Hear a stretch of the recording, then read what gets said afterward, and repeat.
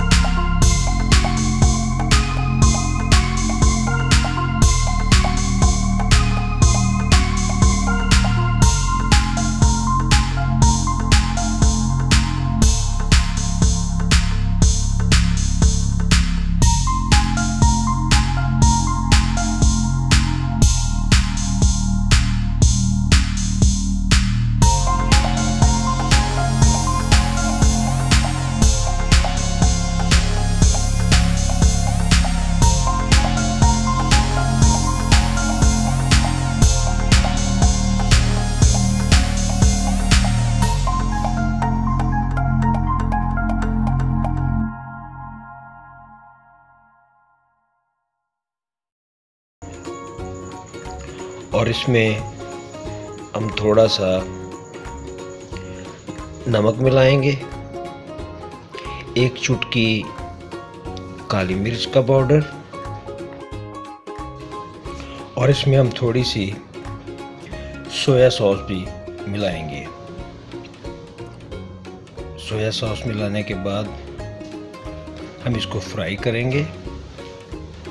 जब इसका रंग तब्दील हो जाए और ये फ्राई हो जाए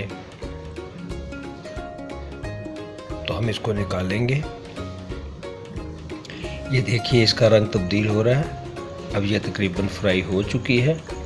अब हम इसको एक अलग से प्लेट में निकाल लेंगे और जो ऑयल है वो हम वैसे ही बाकी रहने देंगे।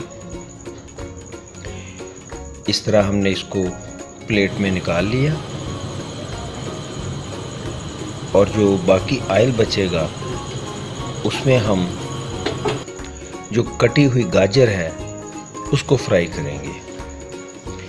गाजर डालने के बाद हम उसमें भी थोड़ा सा नमक, चुटकी काली मिर्च और थोड़ी सी सोया सॉस भी इसमें मिलाएंगे और इसको मिलाने के बाद इसको अच्छी तरह हम फ्राई करेंगे जिस तरह हमने शिमला मिर्च को फ्राई किया। ये देखिए इसकी रंगत तब्दील हो गई है और ये अच्छी तरह फ्राई हो गई है। अब इसको भी हम एक प्लेट में निकाल लेंगे और जो ऑयल है उसको हम वापस ही बकाया उसी तरह रहने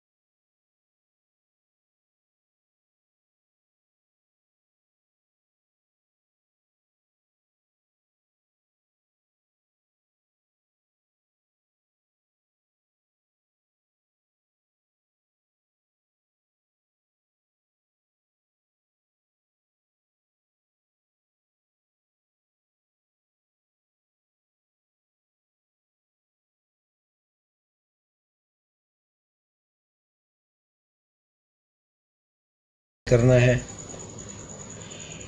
इसमें जब इसका पानी खुश्क हो जाए तो ये फ्राई हो जाएगा और हमारी चिकन मैकरोनी भी तैयार हो चुकी है। ये अच्छी तरह गल चुकी है, बहुत नरम हो चुकी है। अब हम सारा इसका पानी निकाल लेंगे। पानी निकालने के बाद हम इसको रख देंगे और चूँकि हमारा चिकन फ्राई हो चुका है, इसमें हम तमाम कटी हुई गाजर, जो फ्राइड गाजर है और फ्राइड शिमला मिर्च है, वो हम मिक्स कर देंगे और उसके साथ हम थोड़ा सा इसमें नमक डालेंगे और काली मिर्च डालेंगे और उसके साथ ही जो बकाया सोया सॉस है वो भी डाल देंगे और जो चिल्ली सॉस है वो भी डाल देंगे और जो सिरका हमने लिया था वो सिरका भी इसमें हम डाल देंगे और इसको थोड़ा सा फ्राई करेंगे। ये देखिए हमने साथ इसके थोड़ा सा टमाटो केचप भी डाल दिया है। टमाटो केचप से इसके जायके में और ज़्यादा लज्जत आ जाएगी। जब ये फ्राई हो गया तो हम इसमें डालेंगे हमारी जो उबली हुई मैकरोनी है। ये देखिए हमने इसमें मैकरोनी डाल दी और इसको बड़ी अच्छी तरह मिक्स कर लिया। जब ये अच्छी तरह मिक्स हो जाए तो आप देखें ये हमारी चिकन मैकरोनी, बल्कि चिकन वेजिटेबल मैकरोनी तैयार है। बहुत लजीज, बहुत मज़ेदार। फिर अब आप इसको गार्निश करेंगे प्लेट में डाल के और हम सर्व कर सकते हैं। हमारी मैकरोनी तैयार है। ये है हमारी तैयार चिकन मैकरोनी। इसके साथ ही हमें इजाज़त दीजिए। अल्लाह हाफिज़।